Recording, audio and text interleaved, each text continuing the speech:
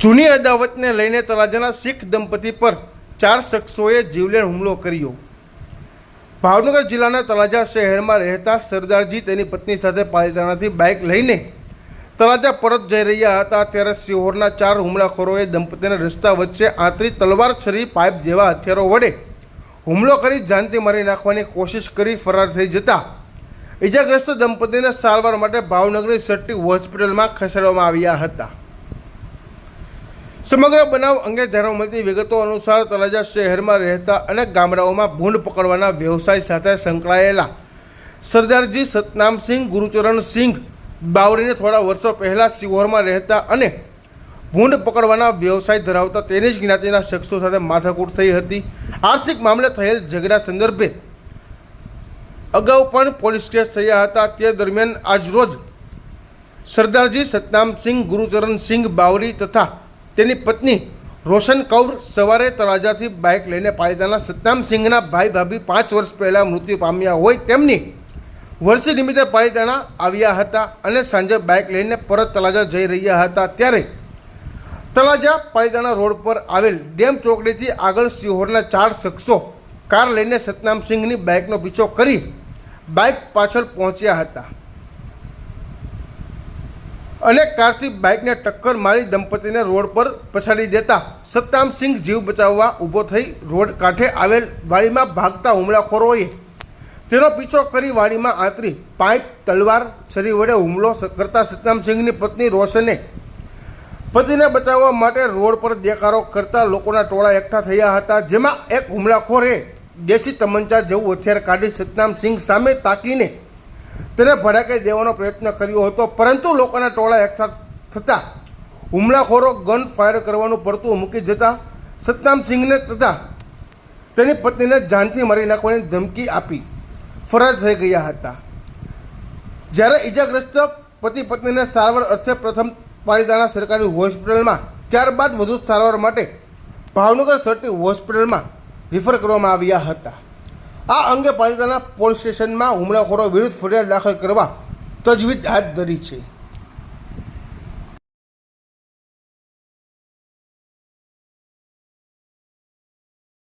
નામ બેન? મારું નામ રોશની કૌર સતનામસિંહ છે બાવરી। કઈ જગ્યાએ? અમે રહી તળાજા। શું બનાવજો બેન? અમે તો અહીંયા પાલિતાણા અમે આજે આવ્યા હતા। અમારા જેઠના અને જેઠાણીના 5 વર્ષ પહેલાં મૃત્યુ થઈ ગયા હતા તે એની 5 વર્ષની બરસી કરી હતી એની શાંતિ માટે। તો અમે 2 જણા જ આવ્યા હતા, ખાલી 2 વ્હીલ ઉપર જ હતા। અમે રાજી ખુશી આવ્યા, સાંજે 6 વાગે બધું અહીંયા કામ પત્યું તો અમે અમારા ઘરે જતા હતા। તો અમને તો કોઈ ખબર નહીં, પાછળથી આવીને અમે અમારી ધ્યાનમાં જ જતા હતા। ગાડી આવીને એટલી જોરથી અમારી 2 વ્હીલ એ લોકોની 4 વ્હીલ હતી, ઇનોવા ગાડી, અને એ લોકો 4 જણા હતા ગાડીમાં।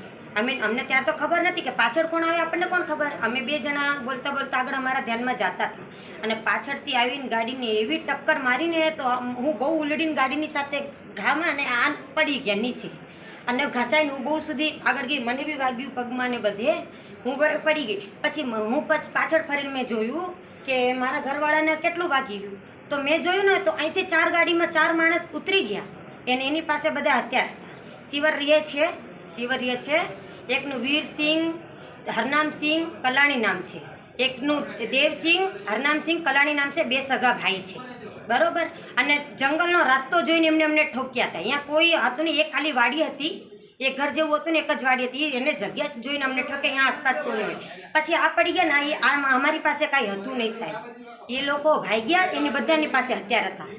તો કારણ બેન કશું ખબર જ નહીં સાહેબ। અત્યારે તો અગાઉ કઈ માથાકૂટ થયેલી? બહુ વર્ષ પહેલાથી પણ બધું પતી ગયું હતું। શું થઈ હતી? શેને? પેલા અમારે આની પાસે અમારે થોડા 4-5 લાખ રૂપિયા લેવાના હતા, તો અમે પૈસા માંગ્યા ને કે ત્યાર પછી આ લોકો અમારે ઘરે આવીને અમને અમારા ભૂંડનો અમારો ધંધો, અમારા ભૂંડ ઉપાડીને અને માણસને બોલાવીને અમારાને મારી હતા। પછી એટલે માંગવાના નહીં એવું કહેતા પૈસા બાબતે। શું હથિયાર હતું ભાઈ? એકની પાસે દંડો હતો, એકની પાસે તલવાર હતી અને છરી પણ હતી। દંડો એટલો લોખંડનો પાઇપ ઈ હતો। હું નીચે પડી ગઈ અને અમે 2 જણા હતા ને આજુબાજુ કોઈ નહોતું બતાતું ભાઈ, તો મેં કીધું તમે ભાગો, વાડીમાં ઈ ભાગી ગયા અને એની પાછળ બધાય ભાગ્યા. પછી મેં રાડ નાખી. મેં કીધું મારા ઘરવાળાને બચાવી લો, મને તો કાંઈ એ લોકો હું એકલી જાઉં તો મારું કાંઈ આવે નહીં. મેં તો મારા ઘરવાળાને બચાવી લો. તો ત્યાં પબ્લિક ભેગી થવા માંડી. પછી એને એને નીચે પાડી દીધો અને એને માથામાં ઘા કર્યા, એને અહીંયા તલવારનો ઘા કર્યો ને એને આમ કર્યું, બધું જોતી હતી આગળથી ભાગતી. હારા આ ભાગ્યા ને એટલે આની આગળ થોડાક વધારે આગળ વયા ગયા હતા એ લોકો, થોડીક આગળ વયા ગયા હતા વાડીમાં. હું પબ્લિક લઈને હું પછી ભાગી, પબ્લિક ઉતરી બધી ભેગી થઈ. પછી હું ભાગી.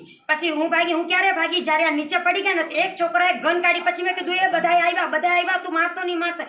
પછી એ ભાગ્યો ને હું વચ્ચે હતી, પબ્લિક માંથી થોડીક વાહે ભાગી. પછી હું ગન માંથી ફાયરિંગ કરવામાં આવ્યું હતું બેન? કાંઈ ફાયરિંગ નહોતું કર્યું, એને ગન કાઢ્યું ને પછી પબ્લિક આવી ગઈ. તો એનો ભાઈ કે ભાગ રહેવા દે, પબ્લિક આવી.